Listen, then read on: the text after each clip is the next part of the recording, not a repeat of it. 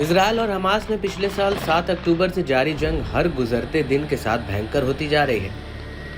Hamas के कब्जे वाले गाजा में इजरायली बलों के ऑपरेशन को कुछ हद तक सफलता जरूर मिली, मगर अभी भी गाजा से इजरायली सेना हमास को जड़ से खत्म करने में कामयाब नहीं हो पाई है। दावा किया जा रहा है कि गाजा पर एक एक कर भीषण तबाही मचाने वाली इजरायली सेना को हमास के सहयोगियों से भी खुली चुनौती मिल रही है।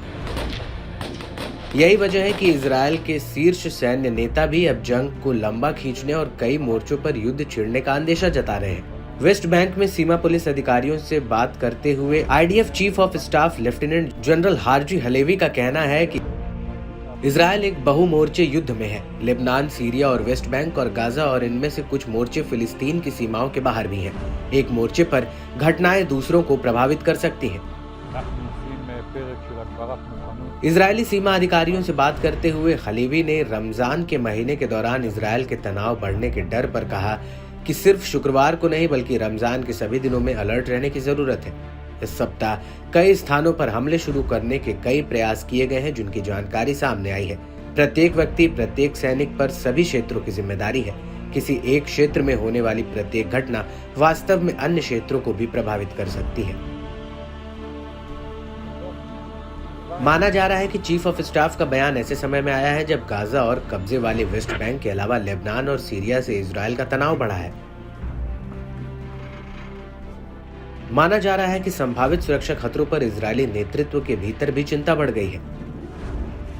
लेबनान का हिजबुल्ला आतंकी संगठन लगातार उत्तरी इजरायली सीमा पर बमबारी कर युद्ध के लिए ललकार रहा है। हालांकि इजरायली सेना ने भी हिजबुल्ला लड़ाकों का बखूबी सामना करते हुए जमकर पलटवार किया है। कई मौकों पर खुद पीएम नेतन्याहू भी हिजबुल्ला के हमलों से बाज आने की चेतावनी दे चुके हैं। बावजूद इसके हिजबुल्ला लगातार हमास के समर्थन में इजरायल पर दबाव बना रहा है। इस सब के बीच बीते दिन इजरायली मीडिया ने इजरायली बस्ती में संभावित घुसपैठ का अलर्ट देते हुए अल खलील के पास सायरन बजने की जानकारी दी थी।